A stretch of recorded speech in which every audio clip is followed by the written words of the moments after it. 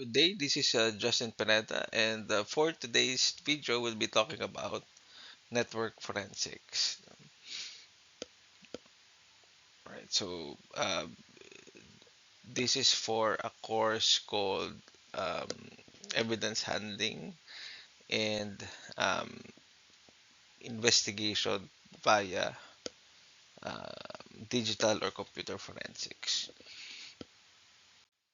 All right, so the agenda for the module would be to discuss the overview of network forensics, what are the activities, and then we'll talk about the steps as well as the important aspects of network forensics. Now, for those who are enrolled in the course, we will have an exercise on network lag analysis based on a scenario provided. And of course, um, the what I learned today recitation. All right, so let's go first to the overview of network forensics because in the previous videos we talked about computer forensics and some of the activities that should be done when conducting computer forensics. Now, let's move to network forensics. So, network forensics, of course, is a science that centers on the discovery and retrieval of information. Um, so, similar to the definition of computer forensics, which is to get the evidence in a systematic and organized manner, okay, that later on will be used to make judgments on potential cybercrime, okay, and will aid decision makers or even the authorities in determining the innocence or guilt of a person. Okay, but the key word here would be network environment. So we are talking about the network, computers that are connected, and network devices that have lagging enabled, that certain controls are enabled, okay, that activities are recorded. So the activities here would include capture, recording, and analysis of events that occurred on a network in order to establish the source of cyber attacks. So similar to the objective of computer forensics, you want to know who did it and what tools were used to launch the attack. So let's go to the uses of network forensics. So we have, of course, determining any network leakage, specifically if this is something that should not come out of the network, if there is data theft or suspicious network traffic, we have um, newer tools that can detect abnormal traffic or even on a personal level and determining which one is normal traffic for me and which one is suspicious. And focuses predominantly on the investigation and analysis of traffic in a network. Again, the keyword is it should be in a network and is suspected to be compromised. So the suspicion would be again, with the sample scenarios provided, and we would like to take a step further. So, like for example, yeah, we have DDoS attacks or cyber exploitation. Okay, so what are the challenges for forensics? So, okay, you have here um, an internet network may be difficult to perform a thorough investigation, primarily because if you will, um, um, primarily because of the jurisdiction issue. So the jurisdiction is one big problem. No? So internet networks are owned and operated outside of the network that has been attacked. Okay, so it may be foreign. You may not have jurisdiction over that particular source. So we cannot legally compel them to cooperate. So some organizations would voluntarily cooperate, some won't. Um, and that would be a challenge. Other challenges would be on a technical level would be you have encryption. If it's encrypted, then we wouldn't know what exactly is stolen, what exactly is being passed out. The volume of data, especially if it's not tuned yet, then the number of data would be very, very big. And we still have to filter them, and we have to properly query, identify what we need. And next would be data retention, assuming that um, it's it's well defined.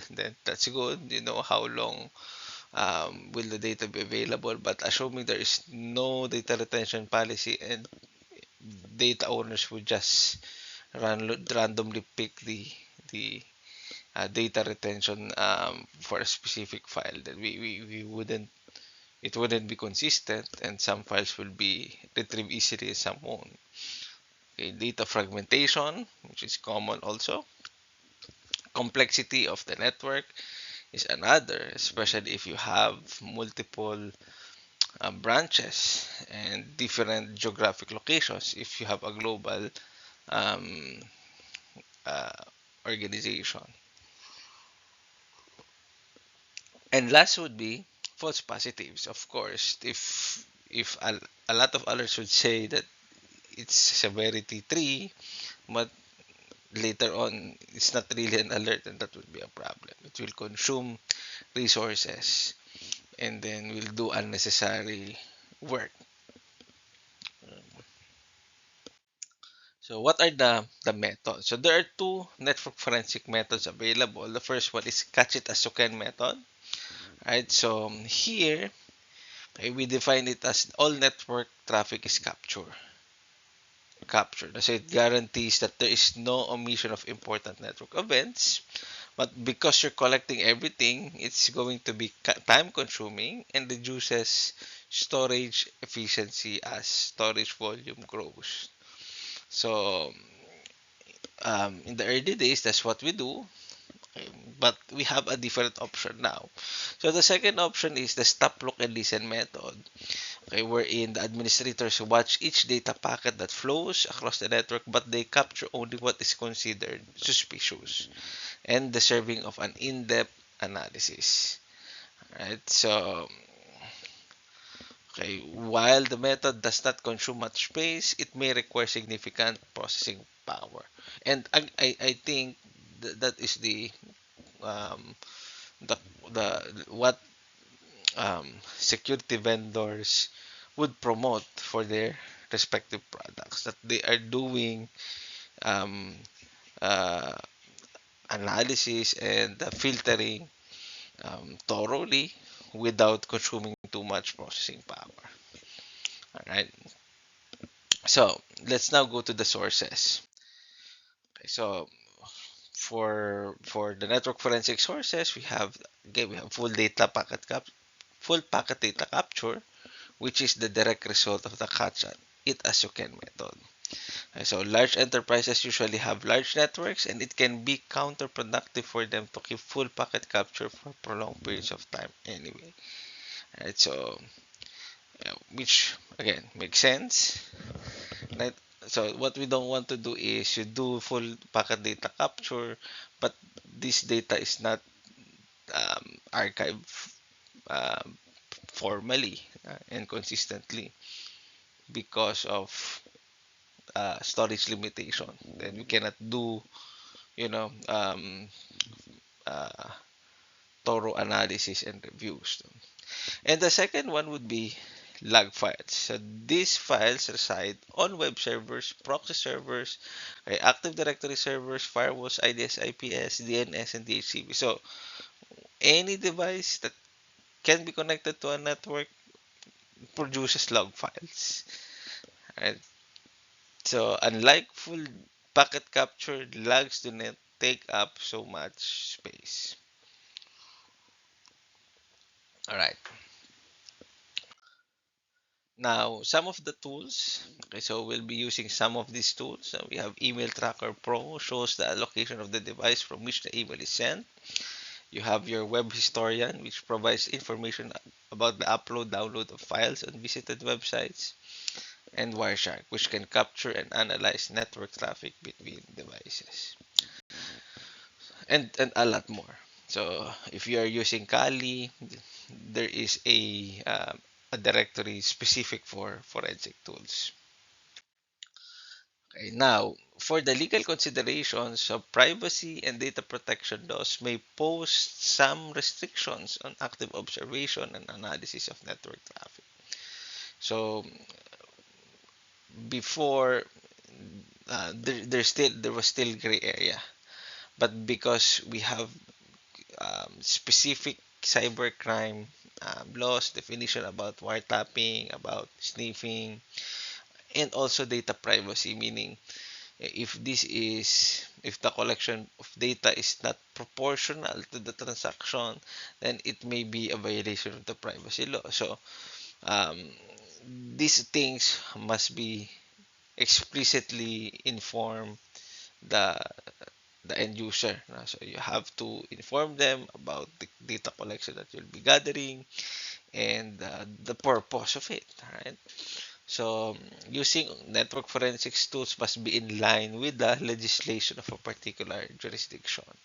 So the permission can be granted by a CSIRT, but a warrant is often required. Okay? If um, there is local authorities that um, have to be involved. All right. So that's for the overview of network forensics. Now let's go to the steps. So we have the network forensic steps, and similar um, to different references. Like for example, in the EC Council's um, certified hacking and forensic investigator.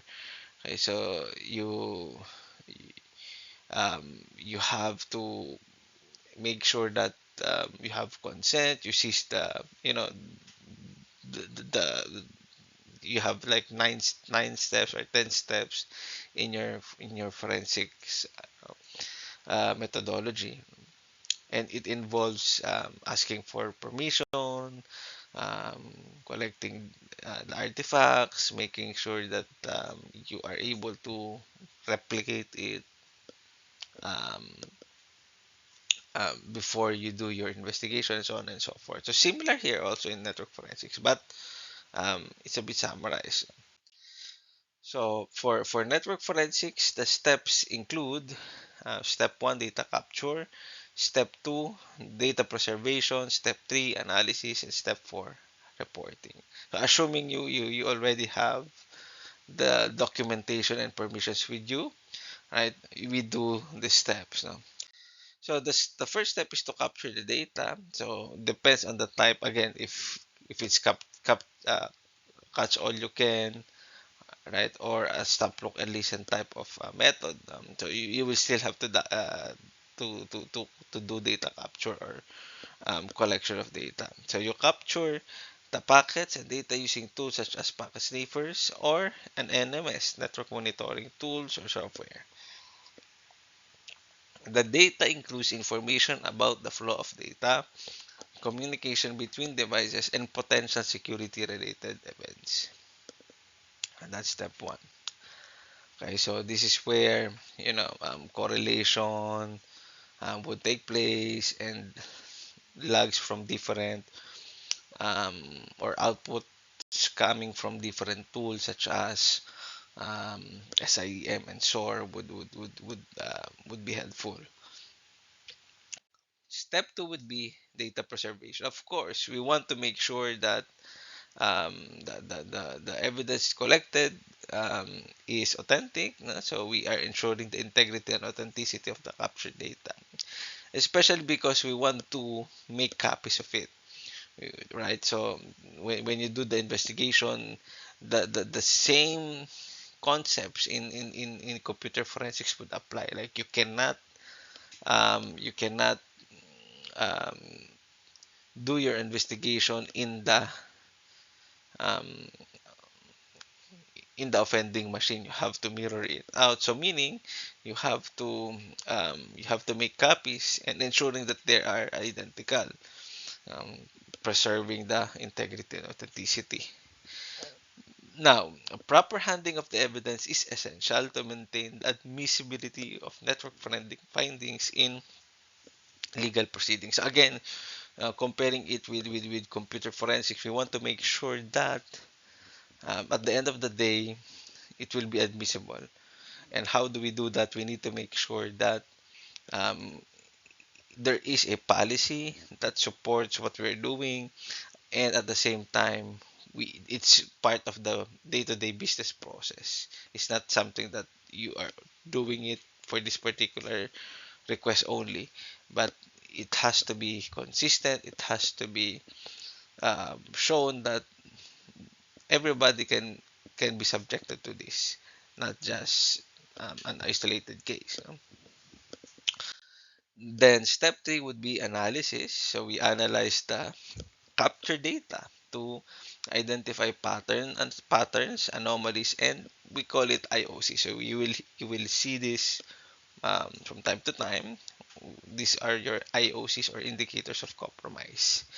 So it may be obvious, but these are the your hint in arriving to that conclusion. Examine network traffic to reconstruct the events. Okay, so you have tools that try to do that, like creating a tree of events, and then determine the scope of security incidents and understand the tactics and techniques used by threat actors. Okay, so you will also see this from time to time. What are the tactics and techniques used? Because later on you want to make sure that you list it down and you study it so you can improve your defenses. And the last step would be, of course, reporting. We need to make sure that we are able to document the findings from the analysis. Okay, that may be used for different purposes. You have legal purposes, internal investigations, and security improvement recommendations. So at times it may be a normal incident response. You have your incident response plan. You have to report it. But at the end of the day, it may be used for different purposes. Like the last part here would be how to improve, or lessons learned when you do your root cause. All right. So these are the steps uh, summarized already. Let's now go to the key aspects of network forensics. What are the key aspects? Now, of course, one of the important things that should be there in order for you to conduct your own um, uh, a sound network forensics investigation is identification and detection. We need to be able to, of course, identify and detect attacks, and that requires um, certain security tools that must be in place. And so, like for example, a SIM, okay, EDR, and so on and so forth. So it may be costly. Um, and second is to identify anomalies and detecting potential security breaches. So again, these tools will help you, will provide you direction on your investigation, and you can correlate it by yourself or using the automated tools you have, and identifying if there is really an anomaly or a potential security breach. But in security, it's always thinking ahead that the worst case scenario may be present, so we have to be prepared for it. Now, third would be identify the patterns and IOCs in the network traffic, which we mentioned in the previous slides, and then monitor the network traffic and behavior in real time or retrospectively.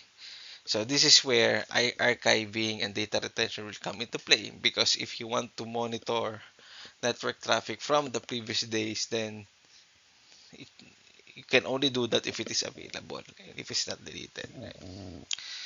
Right? Now, next would be incident response. So, of course, um, you have to formulate an effective incident response plan when a cyber attack is attacked. So again, if you have your team with you, if it is organic or maybe a third party, which other organizations outsourced, then they need to have what we call an incident response plan. What do they do if a security incident categorized as this, for example, a breach happens and we have verified it's true? What are the steps that we're supposed to be doing? Second, provide information on how the attack occurred, the impact, and the affected system. So this is to, um, to list down if it's going to be something that might happen again in the future. Um, Previously, in my previous work, we do this, the common alerts.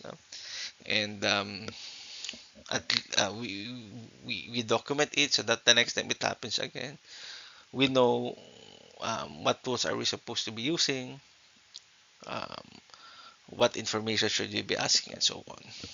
And the third would be aiding in containment and in mitigation efforts. Of course, it may be a different team, it may be a sister team, okay, but you will have to provide a recommendation on how they will be mitigating it, or if they consult with you how to improve the runbook or the playbook, you can be able to provide helpful insights.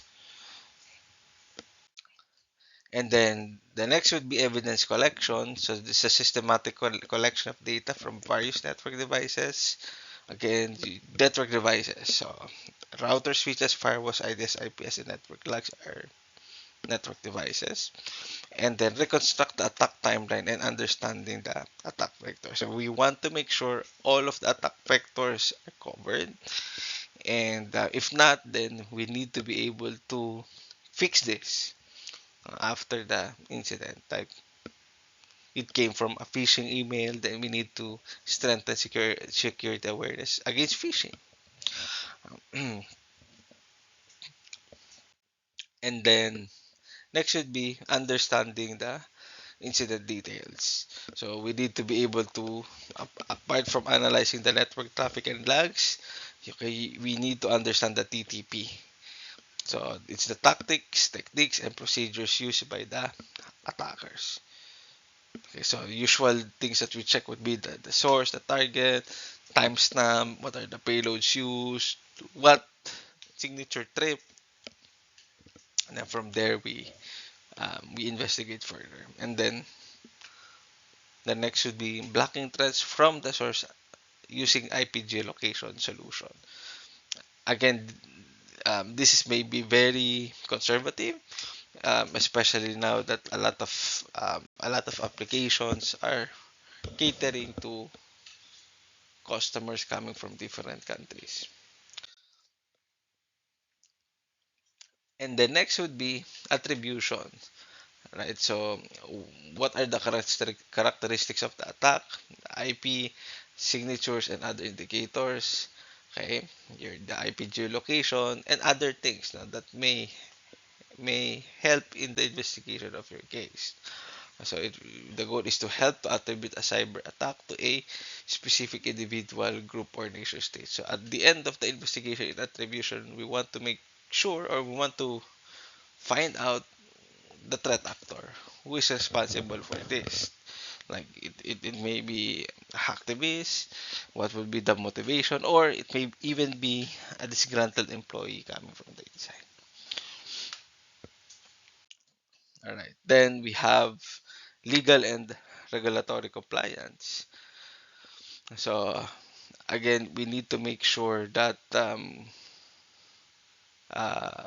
the activities that we are doing is part of the policy, we are abiding with the policy, and is a standard business process um, that you are doing consistently.